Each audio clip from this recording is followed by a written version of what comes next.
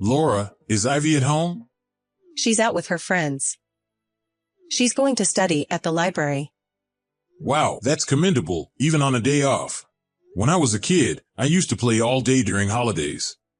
Well, she's serious like me, you know. She's smart and truly a daughter to be proud of. But she's only in the 5th grade. I think it would be okay if she were a little more mischievous. Girls grow up faster, you know. They mature at a totally different speed than boys. Once she hits middle school, she'll probably start saying, "Dad, you're so uncool." Oh, I wouldn't like that. Come to think of it, I feel like my calls and messages with Ivy have been decreasing lately. She used to call me almost every day. It's been 2 years since you went to work alone in Nebraska. Well, it's just a matter of getting used to it. And you are coming home quite often. Often? Only during New Year's, the end of the year, and vacation, right? See, you are coming home quite often, and you take paid leave on Ivy's birthday and our wedding anniversary, don't you? Well, I should do at least that much. After all, I'm forced to work in a faraway place. I have to use my leave properly. Well, it would have been nice if we could live there too. It can't be helped. I was supposed to come back home anyway, and it would change Ivy's environment. She's having a good time surrounded by good friends. That's true. She might also apply to a private school, but your work assignment there will be over soon. That's the only thing I'm looking forward to. Laura, I've put you through a lot, huh? Thank you for maintaining our family while I'm away. What are you talking about? It's not over yet. Yeah, but still, I thought I should mention it anyway. Besides, Ivy is no longer a handful. It wasn't that hard. Well, I do get a little troubled when bugs show up. It takes time for both Ivy and me to get rid of them. So, the only time you miss me is when bugs appear? Just kidding. Oh, sorry. I need to get going soon. Huh? Going somewhere? Of course, I do have places to go. Are you going to stay home all day even though it's your day off, Tom? I don't have any shopping or anything today. You're going to leave Nebraska soon. Why don't you do some sightseeing or something? You have a car, so you can go many places. I'd like to go sightseeing with you all. You really can't stand being alone. No, it's not like that. I just think it's better to enjoy with my family. All right. I'm going out now. Okay, take care. Hey, Laura. Has anything happened to Ivy? Huh? Why do you ask? When I texted Ivy today saying I'd call her tonight, she said she didn't want to talk to me. She's finally hit puberty. What? Already? Isn't it supposed to start in middle school? Or rather, that's too sudden. Girls tend to grow up faster in many ways. I told you before. Is that so? There's really nothing wrong, right? Nothing's wrong. She's just as usual. I did feel our interactions have been decreasing a bit recently, but I never thought I'd be outright rejected. I'm feeling incredibly lonely. Most girls tend to harbor a dislike towards their fathers. It can't be helped. Really? I wonder if I did something wrong that hurt her feelings. You can't do such a thing while living apart. Or maybe your contacts were too annoying? I don't think I've been that persistent. Well, it's just that time of her life. It's a normal part of growing up. You don't have to overthink. It's so hard not to see her until Thanksgiving in this situation. Tom, you do know that Ivy is already in 5th grade, right? You shouldn't fuss over her too much. She's still in 5th grade, though, and I'm not fussing over her. I've only been calling once a week. Once a week seems quite often to me. I enjoyed playing games with her over the phone. Maybe she has a crush on someone. A crush? No way. She's still in elementary school. That's way too early. Not at all. It's perfectly normal. The county fair will be held soon. I'm sure she'll enjoy a little summer romance this year. Please stop. I don't want to hear about it.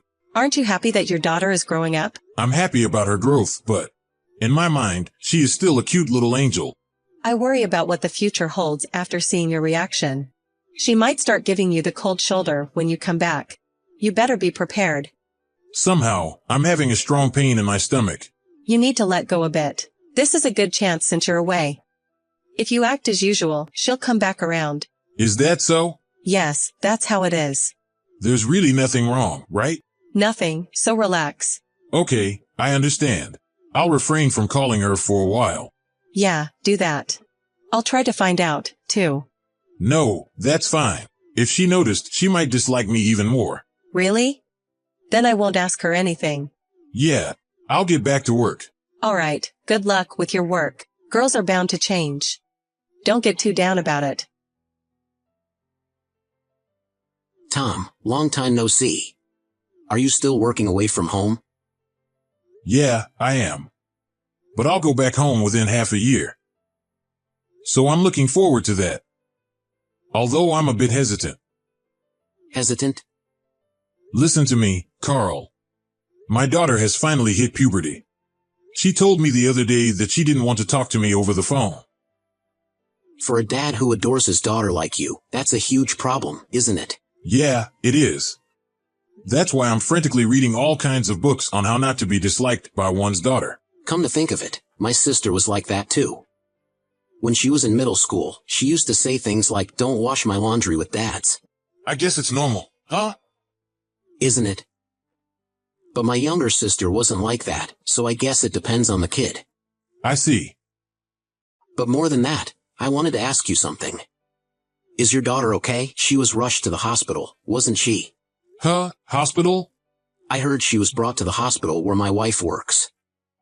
She's got a pretty bad injury, right? What? Ivy got injured? Yeah. Did it happen yesterday? No, the day before?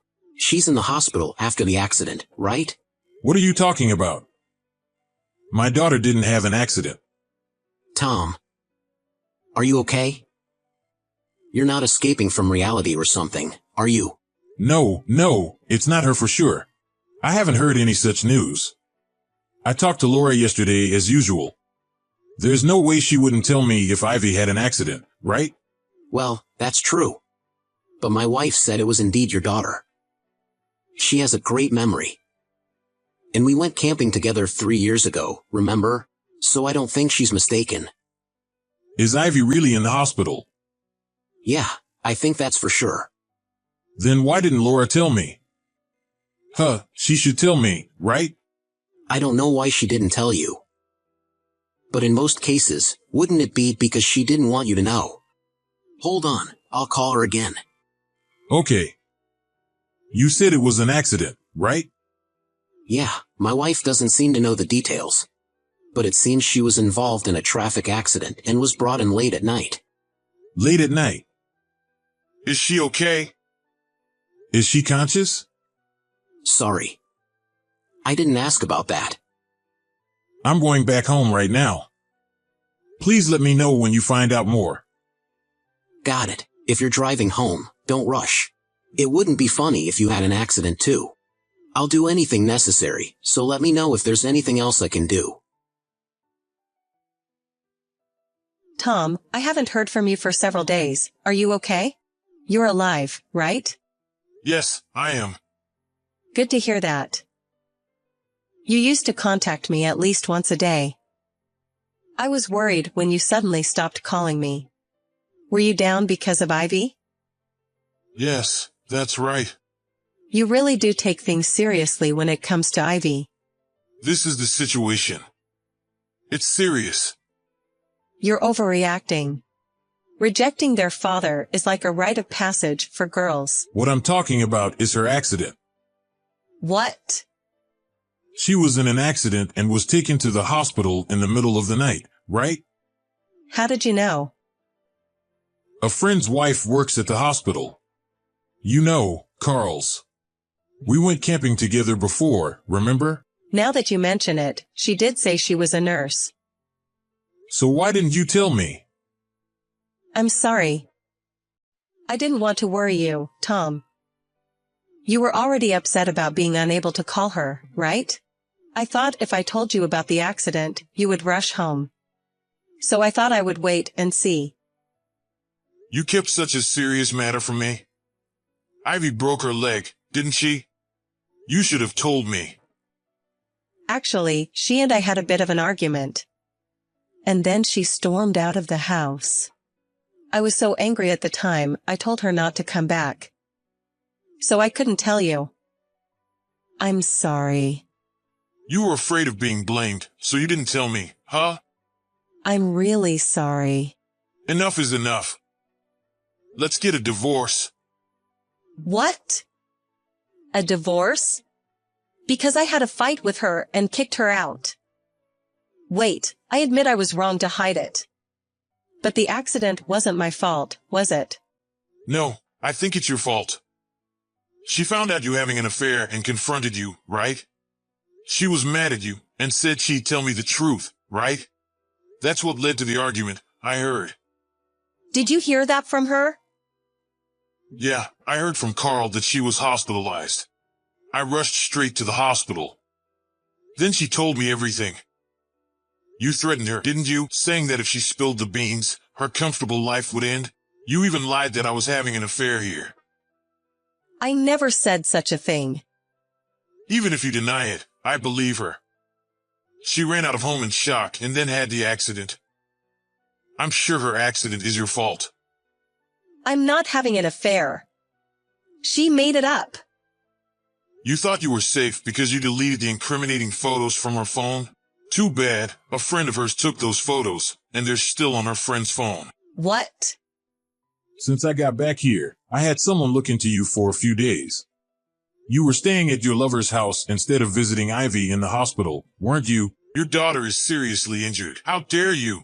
It's fine, though, because I could spend time with her without you noticing it. But you are doing the most terrible thing as a person and as a parent. You know that? I can't stay married to such a woman anymore. Tom, I'm sorry. I was lonely. I thought I'd hold on a little longer until you come back, but I needed human touch once in a while. I don't care about that. I'm not interested. Please listen. I'm not making excuses, but I've only met him a few times, so it's not like I'm serious or anything. So it's okay because it was just a fling? That's not what I mean. But you're saying so. I might not have chosen to divorce if it was just the affair. But Ivy knows about it. And you're the one who drove her to the edge, right? I am sorry. I do appreciate that you took care of the household chores and looked after my daughter while I was away, but we can't live together anymore. You also lied, saying you've only met the guy a few times. I caught him and read your messages. It's been more than 6 months, hasn't it? Tom, please forgive me. I was panicking too. I never thought Ivy would catch me cheating. I swear I'll never do it again. I'll make up for it in any way I can. Please, just don't divorce me. If Ivy hadn't found out and there hadn't been an accident, I would have considered it. But I can't anymore. I don't think she needs a mother who puts her in this situation. I'll apologize to her too. She said she doesn't want to see you ever again. You betrayed your family and even lied about me having an affair. She said you're not her mom anymore. I'm sorry. I was really stupid.